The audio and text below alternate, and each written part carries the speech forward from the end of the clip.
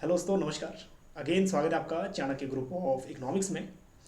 दोस्तों, आज के इस वीडियो लेक्चर में हम डिस्कस करेंगे इंडियन इकोनॉमी करंट अफेयर 2021-22। अगर हम बात करें एग्जाम पॉइंट ऑफ व्यू से, तो एग्जाम में इंडियन इकोनॉमी में करंट अफेयर्स का पोर्शन काफ़ी इंपॉर्टेंट है, क्योंकि इंडियन इकोनॉमी में जो डाटा बेस्ड है, हर बार क्वेश्चन रिपीट होकर इसमें से आते ही हैं। लेकिन हाँ, हर बार कुछ ना कुछ नया डाटा जरूर भेजता है। इसीलिए हम लोग क्या करते हैं, एक साल में 2 वीडियो या 3 वीडियो करंट अफेयर पे बनाते हैं। ठीक है, तो इस साल का ये दूसरा वीडियो है जो करंट अफेयर पे है।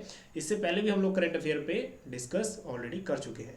ठीक, तो कई स्टूडेंट्स ऐसे हैं, सीजी के साथ भी कई स्टूडेंट जुड़े हुए हैं हमारे साथ, जो लगातार 3 सालों से प्रैक्टिस कर रहे हैं, 3 सालों से तैयारी कर रहे हैं। एक तो एग्जाम से नहीं आए हैं, बीच में कोविड आ गया था, ठीक है, लेकिन फ्रस्ट्रेशन है दिल में। लेकिन उससे कुछ नहीं होने वाला। अभी आपकी जो एजुकेशन है या फिर जो आपकी जो प्रिपरेशन है, वो इतने लेवल की होनी चाहिए कि आप लोग जो भी एग्ज़ाम आने वाला है उसको आप लोग प्रिपरेशन ऐसी हो कि वो क्रैक हो जाए। ठीक है, तो इस इंटेंसिटी जो आपकी स्टडी की है वो रुकनी नहीं चाहिए, जस्ट बिकॉज कि आप लोग 3 साल से स्टडी कर रहे हैं और बीच में आपको कोई अपॉर्चुनिटी नहीं मिली। अगर अपॉर्चुनिटी नहीं मिली तो अगर आगे अपॉर्चुनिटीज़ आ रही हैं, क्योंकि बहुत सारी आगे पोस्ट आने वाली हैं, चाहे यूजीसी नेट क्लियर करके असिस्टेंट प्रोफेसर बन जाओ, या फिर अगर हम बात करें कॉलेज लेवल पे या फिर स्कूल लेवल पे भी। ठीक है, कुछ केवीएस में भी पोस्टें आने वाली हैं, और मे बी नेक्स्ट ईयर तक या फिर इस साल के एंड तक कुछ ना कुछ गुड न्यूज़ मिलेंगी। और उसके बाद अगर हम बात करें तो यूनिवर्सिटीज़ की, वहाँ भी पोस्टें निकलेंगी। ठीक, और अगर स्टेट यूनिवर्सिटीज़ की बात करें, वहाँ तो अभी कई यूनिवर्सिटीज़ में निकल ही रही हैं। तो डीमोटिवेट नहीं होना कि हम लोग 3 साल से स्टडी कर रहे हैं, 2 साल से स्टडी कर रहे हैं, हमें कुछ अपॉर्चुनिटीज़ नहीं मिली। ठीक है, आपकी जो हार्ड वर्क है ये जरूर एक दिन आपको पे बैक करेगा जरूर। ठीक है, रिवार्ड उसका जरूर मिलेगा आपको, डोंट वरी। चलिए हम लोग आज स्टार्ट करते हैं अपना टॉपिक। आज हम लोग डिस्कस करेंगे कि करंट जो जीडीपी है, जीडीपी रेट्स क्या है, फिजिकल डेफिसिट टारगेट्स क्या है नेक्स्ट ईयर के लिए, और जीडीपी जो ग्रोथ रेट है, कई बार फोरकास्टिंग पूछते हैं। ठीक है, डिफरेंट डिफरेंट ऑर्गेनाइजेशन ने कितनी फोरकास्टिंग की वो डिस्कस करेंगे। तो वीडियो आज का जो है थोड़ा सा लेंथी हो सकता है, लेकिन हाँ थोड़ा डिटेल्ड में रहने वाला है। ठीक है, तो ईच एंड एवरी एस्पेक्ट जो आपकी लेवल ऑफ प्रिपरेशन है उसमें जब लोग चेक कर लेना, जो भी आपने नोट्स बनाए हैं चेक कर लेना कि क्या हमने ऐड ऑन करना है। ठीक है, क्या हमने ऐड ऑन करना है वो चेक कर लेना। फिर हम करेंगे आरबीआई रेट्स, जो अभी बाई मंथली पॉलिसी हुई थी 4 to 6 अगस्त में। उसके बाद exports and import of India, और उसके बाद हम करेंगे कुछ न्यू गवर्नमेंट स्कीम्स जो जस्ट रिसेंटली लॉन्च हुई हैं, जस्ट 2 महीने पहले या 1 महीने पहले। ठीक है, चलिए, तो सबसे पहले अगर हम बात करें, ये जो डाटा है, ये डाटा कलेक्ट किया है मंथली इकोनॉमिक रिपोर्ट जुलाई 2021 से। ठीक है, क्योंकि मंथली इकोनॉमिक रिपोर्ट कई बार क्वेश्चन पूछ सकता है कि मंथली इकोनॉमिक रिपोर्ट पब्लिश की जाती है डिपार्टमेंट इकोनॉमिक अफेयर के द्वारा, और डिपार्टमेंट ऑफ इकोनॉमिक अफेयर काम करता है मिनिस्ट्री ऑफ फाइनेंस के अंदर। ठीक, तो इतनी बात ध्यान में रहे। तो कुछ डाटा हमने आउटसाइड सोर्स में से लिया है, और बहुत सारा डाटा हमने जो लिया है मंथली इकोनॉमिक रिपोर्ट जुलाई 2021 से। चलिए, अगर हम बात करें एक ओवरव्यू के बारे में, इकोनॉमी के बारे में, तो as a student of economics या फिर as a teacher of economics, अगर आप टीच करते हो इकोनॉमिक्स, ठीक है, और उसमें से अभी कई बच्चे ऐसे हैं जो अभी पढ़ भी रहे हैं लेकिन हाँ टीच भी कर रहे हैं, तो ये भी बहुत अच्छी बात है। तो अभी जो इंडियन इकोनॉमी का ओवरव्यू है वो कर लेते हैं। जो 2000 से लेके, जब ये 21 सेंचुरी शुरू हुआ था, तब से लेके 2020 तक अगर हम बात करें, तो जो जीडीपी की ग्रोथ रही है 6 to 7% रही है एवरेज। ठीक, इंडिया की अगर हम बात करें, इंडिया वर्ल्ड का 9th लार्जेस्ट इंपोर्टर बन गया है अभी 2020 में, और 12th लार्जेस्ट एक्सपोर्टर बन गया है। ठीक है, अगर हम वर्ल्ड वाइड डब्ल्यूटीओ की रैंकिंग देखें। उसके बाद जो रैंक करंट जो डाटा आया है, that is India rank 63rd। ठीक है, ये कुछ महीने पहले ही डाटा आ चुका था। इंडिया 63rd रैंक है ईज ऑफ डूइंग बिजनेस में। ठीक है, जो ease of doing business index. अब एक क्वेश्चन है, क्वेश्चन भी साथ साथ देंगे ताकि आप लोग उसका कमेंट फटाफट कर पाओ। कमेंट फटाफट करेंगे तो जो अदर स्टूडेंट्स हैं उनको भी इजी रहेगा सीखने में। ठीक है, ease of doing business published by which organisation. ठीक है, कौन पब्लिश करता है इसको, थोड़ा ये कमेंट करेंगे कौन पब्लिश करता है। ठीक, उसके बाद जो ग्लोबल कॉम्पिटिटिवनेस इंडेक्स है उसमें, that is global competitive report, उसके अकॉर्डिंग 68th रैंक है। तो ये रैंकिंग पूछ लेना, आगे जो भी एग्जाम आने वाले हैं उनमें रैंकिंग इंपॉर्टेंट है। ठीक है, तो 63rd है ईज ऑफ डूइंग बिजनेस, और 68th है ग्लोबल कॉम्पिटिटिव इंडेक्स। ठीक, तो ये दोनों ही क्वेश्चन, इनके पब्लिश कौन करता है ये रिपोर्ट, ये फटाफट कमेंट करेंगे। ठीक है, कमेंट चाहे आप गूगल सर्च करो, चाहे आपको अगर पता है तो करो, लेकिन हाँ इस प्रोसेस में जो आप सीखोगे तो आप लोग नई नॉलेज यहाँ पे गेन करोगे। चलिए, next with 500 million workers. 500 million मतलब 50 करोड़ जो है वर्क फोर्स मतलब वर्कर्स हैं इंडिया में। So Indian labour force is world second largest as on 2020। ठीक है, 2020 तक आफ्टर चाइना हमारा जो वर्क फोर्स है, लेबर फोर्स है, वो 50 करोड़ मतलब 500 मिलियन है आफ्टर चाइना, मतलब सेकेंड है। So India has one of the highest number of billionaires and extreme income inequality. जो इंडिया है हमारा उसमें बिलियनियर्स भी बहुत हैं, हाँ, लेकिन इनकम इनक्वालिटी मतलब गरीब जो हम लोग कहते हैं, अगर बीपीएल की हम बात करें तो बीपीएल अगर हम बात करें तेंदुलकर कमेटी की कितनी पॉवर्टी है, 21.9%। ठीक है, तो पॉवर्टी भी बहुत है। तो एक रिपोर्ट आई थी, ठीक है, एक ऑर्गेनाइजेशन था जिसने रिपोर्ट पब्लिश की थी, वो कहते थे ऑल ओवर वर्ल्ड, ठीक है, I am talking about all over world, 1% लोगों के पास, ठीक है, 1% पीपल जो है वर्ल्ड के, उनके पास वर्ल्ड की 99% जीडीपी का हिस्सा है। चलिए दोबारा समझिए कि 1% लोग, जितने भी वर्ल्ड की पॉपुलेशन है उसका 1%, ठीक है, अगर हम बात करें तो 7 अरब के तकरीबन पॉपुलेशन है, मतलब 700 करोड़ तकरीबन, ठीक है, उसका 1% भी काफ़ी ज़्यादा हो जाता है। तो 1% लोगों के पास 99% तक जो वर्ल्ड की जीडीपी है, ठीक है, वो है। तो इसमें अभी इनकम इनक्वालिटी इंडिया के कॉन्टेक्स्ट में बहुत ज़्यादा है, क्योंकि जो रिच हैं वो और ज़्यादा रिच हो रहे हैं, जो पुअर हैं वो पुअर ही रह रहे हैं। ठीक है, लिविंग ऑफ स्टैंडर्ड उनका अपवर्ड या फिर अप नहीं जा रहा। So since India has a vast informal economy, बेयरली 2% of Indians पे इनकम टैक्सेस।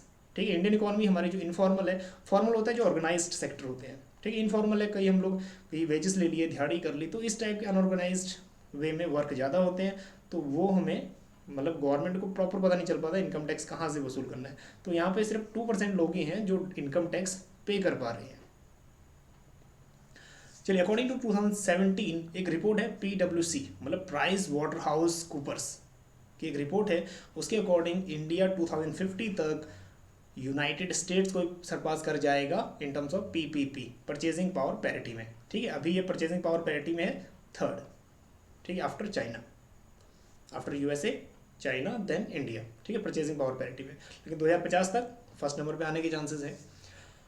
चलिए, उसके बाद जो नेक्स्ट है इन 2019-20, ठीक है, क्योंकि 21-20 अभी और डाटा जो है वो रिफ्रेश नहीं हुआ है FDI वगैरह का, लेकिन अगर आपको मिलता है तो उसको भी कर लेना। तो जो टोटल FDI है 2020 तक, तो 74.4 US बिलियन डॉलर। ठीक है, अब 2020 तक ये देख लो जो लीडिंग सेक्टर थे ये, और ये अगर हम पेपर चेक करें, UGC नेट का पेपर चेक करना, UGC नेट, ठीक है, ये 2017 का चेक करना, चाहे जनवरी का या नवंबर का पेपर टू इकोनॉमिक्स, उसमें क्वेश्चन पूछा गया है कि which of the leading sector of FDI, क्या पूछा है, which of the leading sector of FDI। तो उसमें डिफरेंट ये सेक्टर थे। ठीक है, तो जो सर्विस सेक्टर है टॉप मोस्ट में है, क्योंकि सर्विस सेक्टर के अंदर ही टेलीकम्युनिकेशन भी आ गया, ट्रांसपोर्टेशन भी आ गया। ठीक है, तो service sector highest leading sector है जहाँ पे FDI हो रहा है। एक क्वेश्चन और जो कमेंट करना है आपने, FDI इनफ्लो सबसे ज़्यादा कौन सी कंट्री से हो रहा है। ठीक है, कौन सी कंट्री से FDI इनफ्लो सबसे ज़्यादा हो रहा है, फटाफट कमेंट करेंगे ताकि और भी बच्चे इसको समझ सकें। ठीक, तो जो पहले कंट्री थी मॉरिशियस थी, जहाँ से सबसे ज़्यादा FDI होता था, लेकिन अभी थोड़ा चेंज हो गया। ठीक है, 2-3 सालों से ट्रेंड चेंज हो रहा है। सो सर्विस सेक्टर, कंप्यूटर और टेलीकॉम इंडस्ट्री अभी भी लीडिंग सेक्टर है FDI के मामले में। So next one, India is the world 6th largest manufacturer. That is such kind of questions surely ask in UGC net and other competitive exams कि कितना % manufacturing का global share है। ठीक है, मतलब ग्लोबल मैन्युफैक्चरिंग आउटपुट में India कितना share है। ठीक है, तो अभी शेयर कितना है, 3% है, और ये UGC नेट में आ चुका है, जब 2.7 या 2.8% था समथिंग। ठीक है, लेकिन अभी कितना हो चुका है, 3%। और अगर हम बात करें मैन्युफैक्चरर के बारे में, तो world 6th largest manufacturing country है। So India has 4th largest foreign exchange reserves worth 620.57 billion US dollar. That is, अगर हम बात करें ये जो फॉरेन एक्सचेंज रिजर्व्स हैं, ये फॉरेन एक्सचेंज रिजर्व अगर हम बात करें NEP, न्यू इकोनॉमिक पॉलिसी 1991, उसी की बदौलत आज हमारे पास इतने रिजर्व्स हैं। क्योंकि अगर हम बात करें 1991 की, तो फॉरेन एक्सचेंज क्राइसिस इतने ज़्यादा हो गए थे कि हमारे पास एक हफ्ते की ही पेमेंट करने का पैसा था, हमारे पास फॉरेन एक्सचेंज था ही नहीं। ठीक है, तो जो NEP आया उसमें LPG आया, लिबरलाइजेशन, प्राइवेटाइजेशन, ग्लोबलाइजेशन, उसी पॉलिसी की, ठीक है, उसी पॉलिसी की वजह से ही आज हम लोग यहाँ पे स्टेबल हैं, इकोनॉमी हमारी स्टेबल है। ठीक है, तो हम लोग तो बात करते हैं father of Indian economic reforms, doctor Manmohan Singh की। ठीक है, तो उन्हीं की पॉलिसी की बदौलत आज इंडिया स्टेबल कंडीशन में है। और जो फाइनेंशियल क्राइसिस है 2008 में, वो क्राइसिस भी यूएस इकोनॉमी को ज़्यादा हिट किया, लेकिन इंडियन इकोनॉमी को वो भी बहुत कम हिट किया, just because of this kind of strategies, ठीक है, दिस काइंड ऑफ पॉलिसीज़। तो अपनी लाइफ में थोड़ा बहुत इस टाइप की पॉलिसीज़ बना लो। अगर 2 साल भी अच्छे से पढ़ गए, ठीक है, 1 या 2 साल अच्छे से स्टडी आपने कर ली, तो डेफिनेटली आपकी ज़िंदगी में कभी पैसों की कमी नहीं आने वाली, ठीक है, ज़िंदगी में जो है पैसों की कमी नहीं आने वाली, अगर इन 2 या 3 साल में अच्छे से स्टडी आपने कर ली। ठीक, चलिए next one. India is the high public डेप्ट विद 86% ऑफ जीडीपी। अब आप लोग ये देखते हो बहुत टाइम से ये चलता आ रहा है कि कभी 82%, 84%, 86%, अभी भी जो टोटल जीडीपी है हमारी, ठीक है, टोटल जीडीपी का टोटल 86% फॉरेन डेप्ट है, मतलब पब्लिक डेप्ट है, ठीक है, अदर कंट्रीज का। So while it's physical deficit stood at 9.5% of GDP in physical year 21, ठीक है, अभी 9.5% है फिजिकल डेफिसिट ऑफ जीडीपी। अब फिजिकल डेफिसिट आप सभी को पता है क्योंकि आप इकोनॉमिक्स पढ़ के आते हो, तो इसमें डिटेल में हम लोग डिस्कस नहीं करेंगे। ठीक, सो India's gross domestic saving rate stood at 30.1%। तो ये वाला क्वेश्चन कहाँ पूछा था, ये इसलिए मेंशन किया हुआ है क्योंकि एक बार अगर हम बात करें एच टेट के बारे में, एच टेट में इतना हमें उम्मीद नहीं होती कि हाई लेवल का क्वेश्चन पूछेगा, लेकिन 2016-17 का, एक बार 2016 का एच टेट उठा के देखना, उसमें पूछा गया है कि 1948 के बजट में कि इन्वेस्टमेंट प्लान क्या था, ये इन्वेस्टमेंट कितना था। तो अभी जो सेविंग रेट है वो क्या है, 30.1% ऑफ जीडीपी। ठीक है, इकोनॉमी में क्या होता है, सेविंग इक्वल टू इन्वेस्टमेंट होता है, तो इन्वेस्टमेंट भी तकरीबन इतना ही होगा लमसम। ठीक है, एक बार चेक कर लेना कि इन्वेस्टमेंट भी कितना है at percentage of GDP. So India rank second globally in food and agricultural production. ठीक है, एक टाइम था जब हम लोग क्या करते थे 1969 में, ठीक है, जब प्लान हॉलीडे हुआ था 1966 टू 1969 आफ्टर चाइना और इंडिया वॉर, आफ्टर पाकिस्तान और इंडिया वॉर, जो थोड़ा जो डिस्प्यूट होते थे, लड़ाइयाँ होती थी, उनकी वजह से शेक कर गई थी। तो थर्ड 5 ईयर प्लान के बाद 3 1 ईयर के प्लान आए थे ना, इनको वो क्या बोलते हैं, प्लान हॉलीडे। तो प्लान हॉलीडे के टाइम में भूखमरी थी, फेमाइन था, फेमाइन की कंडीशन में हमें किसी कंट्री ने हेल्प की थी। वो कौन सी कंट्री है जहाँ से हमने PL 480 प्रोग्राम के थ्रू हमने फूड मंगाया था, फटाफट कमेंट करेंगे अगर पता है। PL 480 आपने प्रोग्राम देखा होगा, ठीक है, जिसके थ्रू हमने फूड प्रोडक्शन वगैरह मंगाया था। तो आज इतना फूड है इंडिया में कि हमें ये फूड बाहर सप्लाई करना पड़ रहा है, सेकेंड लार्जेस्ट प्रोड्यूसर है। ठीक है, तो हमारी इकोनॉमी अभी जो बात करें स्टेबल पोजीशन में है। चलिए अब बात करते हैं इसके साइज के बारे में, जीडीपी का साइज। तो जो जीडीपी का साइज है वो है 3.05 ट्रिलियन। ठीक है, वीडियो थोड़ा सा डिटेल में होगा, लेकिन हाँ आपको डिटेल नॉलेज देगा, हम लोग भी इन कॉन्सेप्ट को ईजिली समझ पाएंगे। ठीक है, तो जो जीडीपी का साइज है लास्ट ईयर अगर बात करें 2.93 ट्रिलियन था $, अभी कितना है 3.05 ट्रिलियन। अगर नहीं समझ आ रहा ट्रिलियन तो एक कॉन्सेप्ट समझ लो, अगर हम बात करें 1000 में 3 जीरो, उसके बाद अगर हम बात करें 1000 के बाद क्या आता है मिलियन, मिलियन में फिर 3 जीरो, फिर उसके बाद आता है बिलियन, फिर 3 जीरो, फिर उसके बाद आता है ट्रिलियन, फिर 3 जीरो। ठीक है, तो इतने जीरो आगे हमारे, दैट इज हमारी जीडीपी में। तो आप काउंट कर लो कि कितने करोड़ की होगी। ठीक है, एक बार काउंट कर लेना, फिर फटाफट कमेंट करना कि कितने 1000 करोड़ की हमारी जीडीपी है, या कितने लाख करोड़ $, की हमारी जीडीपी है। ठीक है, 2021 में। चलिए, सो अगर हम नॉमिनल की बात करें तो 6th लार्जेस्ट है, और अगर हम PPP की बात करें, परचेजिंग पावर पैरिटी, तो ये 3rd है। ठीक है, अभी फ्रांस और इंडिया में थोड़ा कंपटीशन चलता रहता है। एक मैंने एक बार आपको रेसिंग बार भी दिखाया था एक बार लास्ट, जिसमें जीडीपी की रेस हो रही थी। ठीक है, उसको भी देख लेना एक बार, लास्ट बिल्कुल अपडेटेड वीडियो है। ठीक, सो जीडीपी ग्रोथ इंक्रीज 20.1%। ये थोड़ा लेटेस्ट डेटा है, जस्ट पिछले हफ्ते ही रिलीज़ हुआ है, जो CSNO ने रिलीज़ किया है। ठीक है, नेशनल स्टैटिकल ऑफिस ने, या फिर CSNO, सेंट्रल स्टैटिकल ऑफिस। ठीक है, अगर आपको पता है थोड़ा ये भी कमेंट करेंगे कि CSO कब सेटअप हुआ था। ठीक है, CSO कब सेटअप हुआ था, ये डेट भी फटाफट कमेंट करेंगे, तो इससे पता लगेगा कि आपके लेवल ऑफ प्रिपरेशन क्या है। ठीक, तो उम्मीद है कि अगर बोर हो रहे हैं तो मे भी स्किप कर सकते हैं, क्योंकि अगर बोर हो रहे हैं, अगर कुछ सीखने को मिल रहा है तो कंटिन्यू चलते हैं हम लोग। ठीक, so next one, GDP by components. तो जीडीपी बाई कंपोनेंट्स अगर हम बात करें तो सबसे ज़्यादा जो कंपोनेंट है हाउस होल्ड सेक्टर का है, वो क्या है 59.1% कंस्टिट्यूट करता है। ठीक है, टोटल जो हम लोग बात करते हैं ना कि total C+G+, that is C+I+G+X-M, क्या है ये 4 सेक्टर इकोनॉमी। ठीक है, 4 सेक्टर इकोनॉमी, चारों सेक्टर आ गए। और fourth sector economy second 5 year plan में, सेकंड 5 ईयर प्लान फटाफट बताना कि किस मॉडल के ऊपर बेस्ड था। सेकंड 5 ईयर प्लान जो था अपना 1956 to 1961, it was based on which model? ठीक है, इंडस्ट्री तो मेन पर्पस था ही था, और मॉडल कौन सा यूज़ हुआ था? तो मे भी अभी कमेंट आने शुरू हो गए होंगे आपके। सो मॉडल मेहरानोबिस मॉडल, ठीक है, जिसमें फोर्थ सेक्टर इकोनॉमी इंट्रोड्यूस किया था। हमारी इकोनॉमी क्लोज थी, ठीक है, बंद अर्थव्यवस्था थी, उसको ओपन कर दिया, ठीक है, ये जो फोर्थ सेक्टर है इसको इंट्रोड्यूस करके। तो कई बार ये क्वेश्चन एक बार आया भी है, शायद कई बार तो नहीं, एक बार आया है कि फोर्थ सेक्टर मॉडल किसने दिया, ठीक है, तो मेहरानोबिस मॉडल। चलिए, तो उसके बाद अगर हम बात करें, सेकंड नंबर पे आता है इन्वेस्टमेंट इन फिक्स्ड कैपिटल, फिर उसके बाद आता है गवर्नमेंट कंजप्शन, फिर उसके बाद आता है इन्वेस्टमेंट इन इन्वेंट्रीज, ठीक है, अगर जीडीपी बाय कंपोनेंट्स करें।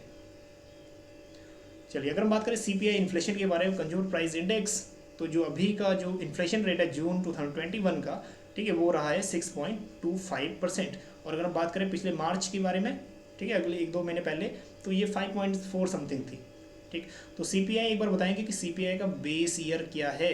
सीपीआई का बेस ईयर क्या है, क्योंकि ये कई बार क्वेश्चन आ चुका है। ठीक, चलिए अब नेक्स्ट में डिस्कस करते हैं कि लेबर फोर्स बाय ऑक्यूपेशन, कितनी परसेंट पॉपुलेशन हमारी कौन कौन से ऑक्यूपेशन में व्यस्त है। तो ऑक्यूपेशन अगर हम बात करें, एग्रीकल्चर अभी जो इसका जो कॉन्स्टिट्यूशन या सॉरी जो कॉन्स्टिट्यूट करती है लेबर, अब इसका जो रेशियो में कम होते आ रहा है। ठीक है, अब कंट्रीब्यूशन कम होते आ रहा है in terms of labour force या वर्क फोर्स। अब 42% तकरीबन रह गया है, लेकिन पहले ये 50% था, फिर 45 हुआ, अब 42 रह गया है। ठीक है, क्योंकि जो लोग हैं एग्रीकल्चर शिफ्ट हो गए, मैन्युफैक्चरिंग में आ रहे हैं, और लोबिस भी यही कहता है कि अगर कोई कंट्री डेवलपिंग है तो यही बेटर है उसके लिए कि वो शिफ्ट करे एग्रीकल्चर से मैन्युफैक्चरिंग की तरफ। ठीक है, मतलब ठीक ही जा रही है हमारी इकोनॉमी। चलिए next one, industry. Industry 26.18% constitute करता है, और सर्विस जो एम्प्लॉयमेंट प्रोवाइड कर रहा है 32.32। ठीक है, तो याद रख लेना बस 42, 26, 32। ठीक है, अकॉर्डिंग टू फिजिकल ईयर 2020। चलिए next one, economic forecasting for different organisation. ठीक है, अब ये डिफरेंट जो ऑर्गेनाइजेशन ने अपनी इकोनॉमिक फोरकास्टिंग की है, हम लोग सिर्फ की पॉइंट्स करेंगे, डिटेल में हमें नहीं जाना, सिर्फ ये पढ़ना है कि किस ऑर्गेनाइजेशन ने कितनी जीडीपी फोरकास्टिंग की है। ठीक, सो आई थिंक समझ जाओगे आप लोग। सो मूडी की जो फोरकास्टिंग है, मूडी की फोरकास्टिंग है 9.6% की। ठीक है, फिजिकल ईयर 2021 की। बस की पॉइंट आप नोट डाउन करते रहना, डिटेल में आपको जाने की यहाँ जरूरत नहीं है, क्योंकि डिटेल में कभी नहीं पूछता। और एक ये इंपॉर्टेंट है कि मूडी क्या पब्लिश करता है।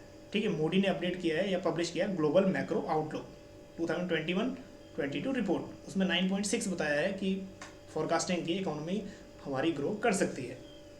ठीक, चलिए नेक्स्ट वन, आईएमएफ क्या कहता है। आईएमएफ की फोरकास्टिंग थोड़ा सा इंपॉर्टेंट होती है। सो फिजिकल ईयर जो हमारा नेक्स्ट है दैट इज़ 22 है, इसमें 9.5 ये भी कहता है कि 9.5% होनी चाहिए। पहले इसने एस्टिमेट किया था 12.5% का, अभी ये 9.5 पे आ गया।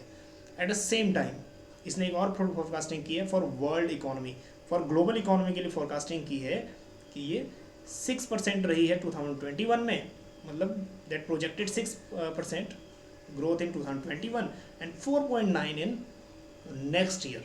ठीक है, इस साल कहता रहने की उम्मीद क्या है 6%, और नेक्स्ट ईयर अब रहेगी 4.9%। Now next one, care rating forecasting. तो केयर ने फोरकास्ट किया है कि इंडियन इकोनॉमी ग्रो कर सकती है 8.8 से लेकर 9% तक। ठीक है, और उसके बाद एशियन डेवलपमेंट बैंक की फोरकास्टिंग, थोड़ा एडीबी इंपॉर्टेंट है क्योंकि इसका हेडक्वार्टर बहुत बार पूछा जाता है। ठीक है, अगर हम बात करें यूपीपीजीडी के बारे में तो एक ही क्वेश्चन 2 बार पूछा गया था। ठीक, तो एक ही एग्जाम में 2 क्वेश्चन, तो इसका हेडक्वार्टर है, थोड़ा ये कमेंट करेंगे। और ये सेटअप कब हुआ था, ठीक है, कब सेटअप हुआ था ये भी कमेंट करेंगे, क्योंकि आपके लेवल ऑफ प्रिपरेशन इससे पता लगेगी कुछ ना कुछ। तो एडीबी ने फोरकास्ट किया है कि इंडियन इकोनॉमी ग्रो कर सकती है 10%। ठीक है, फिजिकल ईयर 22 में, और इससे पहले फोरकास्ट किया था कि 11% ग्रो करेगी। और फिच की रेटिंग, फिच ने फोरकास्ट की है इंडियन इकोनॉमी की जीडीपी ग्रोथ 10%। ठीक है, सेम एज एडीबी। ठीक है, और इससे पहले ये प्रोजेक्ट की थी 12.8। लेकिन हर एक जो फोरकास्टिंग एजेंसीज हैं वो कम क्यों कर रही हैं ये नहीं पता, शायद कुछ आउटलुक, इंडियन आउटलुक को देख रही होगी, या फिर ट्रेंड्स देख रही होंगी। जो ट्रेंड्स हैं, हो सकता है कि ट्रेंड थोड़ा बहुत डाउन जा रहे हों। ठीक है, पहले फोरकास्टिंग ज़्यादा कर रहे हैं, लेकिन अभी फोरकास्टिंग थोड़ा कम कर रहे हैं सभी ऑर्गेनाइजेशंस। चलिए अब बात करते हैं ग्लोबल इकोनॉमिक ग्रोथ के बारे में। तो यूएन ने फोरकास्ट किया है कि ग्लोबल इकोनॉमी ग्रो कर सकती है 5.4% से फिजिकल ईयर 2021 में, और वहीं जो नेक्स्ट ईयर की फोरकास्टिंग है, नेक्स्ट ईयर की फोरकास्टिंग करी है 4.7% की। तो अगर हम ग्लोबल इकोनॉमी करें या फिर इंडियन इकोनॉमी की बात करें, जितने भी ऑर्गेनाइजेशन है ना, इस ईयर को तो ग्रो ज़्यादा दिखा रहे हैं, लेकिन जो अपकमिंग ईयर है उसकी ग्रोथ थोड़ा कम दिखा रहे हैं। लेकिन ऐसा कुछ ना कुछ इंडिकेशन जरूर होगा इनके पास, जिससे ये साबित होता है कि जो नेक्स्ट अपकमिंग ईयर है उसमें रिसेशनरी ट्रेंड आ सकता है। ठीक है, मतलब जीडीपी थोड़ा बहुत स्लो डाउन जा सकती है। अब क्या इंडिकेटर है ऐसा या क्या मेजरमेंट है, ये तो इन ऑर्गेनाइजेशंस को ही पता होगा, ठीक है, जो फ्यूचर फोरकास्टिंग कर रहे हैं। चलिए उसके बाद करते हैं इंडियाज इकोनॉमिक ग्रोथ। अब ये रिवाइज डाटा है, पूरा रिवाइज डाटा है, तो रिवाइज डाटा अच्छे से कर लेना, क्योंकि जो 4 क्वार्टर हैं, क्वार्टर 1, 2, 3 एंड 4, इनमें रिवाइज डाटा ही पूछा जाता है। अपकमिंग जो भी एग्जाम्स है उनमें, जो अपकमिंग आने वाले हैं उनमें भी पूछा जा सकता है। ठीक, तो अगर हम बात करें टोटल 2020-21 की, जो जीडीपी रिवाइज रही है -7.7% रही है, और उसमें भी अगर हम उससे लास्ट ईयर की बात करें 4.2% रही है 1920 में। ठीक, और आरबीआई ने प्रोजेक्ट किया हुआ है कि फिजिकल ईयर नेक्स्ट जो होगी, एस्टिमेट किया हुआ है 10.5% तक हो सकती है नेक्स्ट। और वहीं अगर हम बात करें जो इकोनॉमिक सर्वे है, इकोनॉमिक सर्वे ने फोरकास्ट किया हुआ है कि जो नेक्स्ट ईयर की जीडीपी है वो 11% से ग्रो करेगी। ठीक, चलिए, और जो अभी जो रिवाइज डाटा है, जीडीपी ग्रोथ हुई है अभी 20.1%, बिल्कुल रिसेंट डाटा है 1 वीक एगो। ठीक है, तो इसमें जो डाटा आया है 20.1% जीडीपी की ग्रोथ, तो ड्रास्टिक चेंज है। अभी इकोनॉमी बिल्कुल ही मूव ऑन कर रही है। तो सीएसओ ने ये पब्लिश किया है, सीएसओ सेंट्रल स्टैटिस्टिकल ऑफिस। ठीक है, कब सेटअप हुआ था ये पता करेंगे कि कब सेटअप हुआ था सीएसओ। ठीक है, क्योंकि डेट्स कई बार पूछ लेते हैं, क्योंकि नेशनल स्टैटिस्टिकल ऑफिस या सेंट्रल स्टैटिस्टिकल ऑफिस एक ही बात है। चलिए थोड़ा ओवरऑल व्यू एक और ले लेते हैं कि जो पिछली जीडीपी थी, क्योंकि बहुत बार क्वेश्चन हम देखें 2012 से लेके 2016 तक भी अगर यूजीसी नेट के पेपर देखोगे आप लोग, तो आप लोग ये पाओगे कि कई बार पूछा गया क्वार्टर 3 2013 का जीडीपी ग्रोथ कितना था। ठीक है, आप तो पता करके गए थे कि ईयरली ग्रोथ कितना है, लेकिन पूछ लिया क्वार्टरली, तो इस टाइप का क्वेश्चन पूछ सकता है। तो हमने यहाँ पे सिर्फ क्या करना है, ये पॉइंट याद करने हैं बस। ठीक है, बाकी आपको याद करने की कोई ज़रूरत नहीं है, सिर्फ ये पॉइंट्स। ओवरऑल 7.7% माइनस हुई। क्वार्टर 1 में -23.9, काफ़ी कॉन्ट्रोवर्शियल था लास्ट ईयर। फिर उसके बाद -7.5%, फिर उसके बाद पॉजिटिव में आ गया था +0.4%, फिर उसके बाद प्लस में आया था 3.1%। ओवरऑल माइनस में कितना रहा, -7.7%। चलिए अब बात करते हैं कि इंडिया के एक्सपोर्ट और इंपोर्ट के बारे में। आई थिंक ये जितने भी टॉपिक हमने अब तक किए हैं, ये आप लोग नोट्स अगर बनाओगे या फिर जो भी आपने किया है बाद में नोट्स बना लेना, मिस मत करना। ठीक है, चलिए एक्सपोर्ट अगर हम बात करें तो थोड़ा वो चेंजेस आए, माइनर चेंजेस देखने को मिला है। जो हमने 3 महीने पहले डाटा किया था वैसा ही है लगभग, बट माइनर चेंजेस है। तो एक्सपोर्ट की अगर हम बात करें, एग्रीकल्चर प्रोडक्ट का 12% एक्सपोर्ट है, और फ्यूल एंड माइनिंग प्रोडक्ट का 18.5%, और मैन्युफैक्चरर का 68.7%। और अचंभे की बात यह है, जो चीज़ हम एक्सपोर्ट कर रहे हैं वही चीज़ का हम लोग इंपोर्ट भी कर रहे हैं। ठीक है, मतलब इंपोर्ट हम लोग सबसे ज़्यादा अभी क्या कर रहे हैं, मैन्युफैक्चरर्स का ही कर रहे हैं। तो मैन्युफैक्चरर अगर हम बात करें, जितने भी ऑटोमोबाइल्स कंपनी है या फिर जो मोबाइल्स कंपनी है, चाहे सैमसंग है, चाहे आईफोन की भी अभी असेंबलिंग इंडिया में होने लगी है, मैन्युफैक्चरिंग होने लगी है। ठीक है, तो मैन्युफैक्चर हब बन गया है। ठीक है, तो इसीलिए हम लोग अगर बेंगलुरु को कहें, ठीक है, बेंगलुरु भी एक मैन्युफैक्चरिंग हब है, और जितने भी एरियाज़ हैं अभी इंडिया के डेवलप हो रहे हैं, मैन्युफैक्चरिंग हब बन रहे हैं। ठीक है, तो मैन्युफैक्चरिंग प्रोडक्ट यहाँ आ भी रहा है और यहाँ से जा भी रहा है, नंबर 1 पे है। उसके बाद अगर हम बात करें इंपोर्ट में, agriculture product 5.5%, fuel and minings 38.6%। ये कई बच्चों ने क्वेश्चन पूछा है, अगर हम फ्यूल्स इंपोर्ट करते हैं तो फ्यूल एक्सपोर्ट क्यों कर रहे हैं, तो फ्यूल एक्सपोर्ट क्यों कर रहे हैं। तो ये बात भी आपको ज़रूरी जाननी चाहिए कि जो हम लोग क्रूड ऑयल मंगाते हैं, ठीक है, जो हम कच्चा तेल मंगाते हैं, उसमें से बहुत सारा जो ऐसा मटेरियल होता है जो निकलता है। ठीक है, कार्पिन हो गया, कार्पिन ऑयल हो गया, या फिर जो हम लोग देखते हैं ना, ये डामर रोड किनारे, वो हो गया, लुब्रिकेंट और कई निकलते हैं। तो उसका हमारी कंट्री में क्या होता है, रिफाइनरी या फिर कुछ भी प्रोसेस में लाके उसको बेचते हैं बाहर। तो फ्यूल्स का हम लोग क्या करते हैं, इंपोर्ट भी करते हैं, और उसी फ्यूल्स पेट्रोकेमिकल्स गुड्स का हम लोग एक्सपोर्ट भी करते हैं। चलिए, जो मेन एक्सपोर्ट अगर बात करें, main export partner USA top में है 6-7 सालों से। ठीक है, यूएसए टॉप पे है, दैट इज 16.8% शेयर। फिर यूरोपियन यूनियन अभी थोड़ा आगे आ गया 14.6, और यूएई इमर्जिंग नेशन है, हो सकता है कि 1-2 साल में टॉप पे भी आ जाए। ठीक है, मतलब ओवरऑल ट्रेड में 9.1% एक्सपोर्ट में। चाइना 5.3, इसका शेयर थोड़ा सा कम हो रहा है, हांगकॉन्ग 3.6 एंड अदर 50.5। और वहीं अगर हम बात करें दूसरा main import partners, China top में है बहुत सालों से, ठीक है, चाइना अभी भी टॉप में है, लेकिन हाँ इसका परसेंटेज शेयर ना कम हो रहा है अभी। अब देखोगे नेक्स्ट ईयर और ज़्यादा कम हो जाएगा, क्योंकि जो रिलेशंस हैं वो थोड़ा सा ट्रेड को इफेक्ट करेंगे ही करेंगे। तो 14.3, यूरोपियन यूनियन 8.9, यूएस अगर हम बात करें इंपोर्ट के मामले में 7.3, फिर यूएई 6.3, ठीक है, लेकिन UAE one of the emerging nation बन रहा है ट्रेड के मामले में, ठीक। तो ये बात भी हमें जाननी जरूरी है कि लार्जेस्ट ट्रेडिंग पार्टनर हमारे कौन कौन से हैं। सो यूनाइटेड स्टेट की अगर हम बात करें नंबर 1 पे है, ठीक है, ये यूनाइटेड स्टेट्स अभी अभी इमर्ज होके आया है, ठीक है। पहले तो हमारा ट्रेडिंग पार्टनर सबसे ज़्यादा चाइना ही था, ठीक है, ट्रेडिंग पार्टनर और इंपोर्टिंग पार्टनर, ठीक है। अब यूएसए, फिर चाइना, फिर यूएई, फिर Saudi Arabia, Switzerland, Germany and so on, ठीक है। ये 10 कंट्रीज हैं, इनको याद कर लेना, अपनी नोटबुक में लिख लेना, काम आएगी। चलिए next one, RBI policy rate अगस्त 2021, ठीक है। अगस्त 2021 में जो रेट्स हैं कुछ ज़्यादा चेंजेस नहीं हुए, जो पहले वाला था वही है, तो ज़्यादा इसमें ज़्यादा टाइम वेस्ट करने से फ़ायदा नहीं है, ठीक है। रेपो रेट वही 4% पे है, रिवर्स रेपो रेट 3.35 है, मार्जिनल स्टैंडर्ड फैसिलिटी रेट 4.25 और बैंक रेट 4.25, CRR 4% और SLR 18%, ठीक है। तो ये जो पहले डाटा था आपके पास लगभग वही है, कुछ चेंज नहीं हुआ इसमें। चलिए, तो जो ये वाली अभी पॉलिसी थी, इसने एक रिव्यू में ये बात कही थी, RBI retains real GDP growth at 9.5% physical year 21-22। तो ये क्वेश्चन थोड़ा सा इंपॉर्टेंट है कि कितना उसने एस्टिमेट दिया है नेक्स्ट ईयर, जो हमारी ईयर अभी चल रहा है फिजिकल ईयर इसमें, ठीक है। तो 9.5 का दिया है, बल्कि अगर हम बात करें इकोनॉमिक सर्वे की तो उसने 11% का दिया है, ठीक। सो रेपो रेट अभी अनचेंज है 4% पे। अब बात करते हैं करेंट गवर्नमेंट स्कीम्स। कुछ ही गवर्नमेंट स्कीम्स हैं, ज़्यादा नहीं है, लेकिन क्या चीज़ है, किससे रिलेटेड है, ये पता करना बहुत ज़रूरी है, ठीक है। पहली जो स्कीम है वो है समृद्ध स्कीम। समृद्ध स्कीम जो जुड़ी हुई है, ये टोटली जुड़ी हुई है, दैट इज़ जो मिनिस्ट्री ने लॉन्च किया है, electronic, that is ministry of electronics and information and technology ने ये लॉन्च किया है।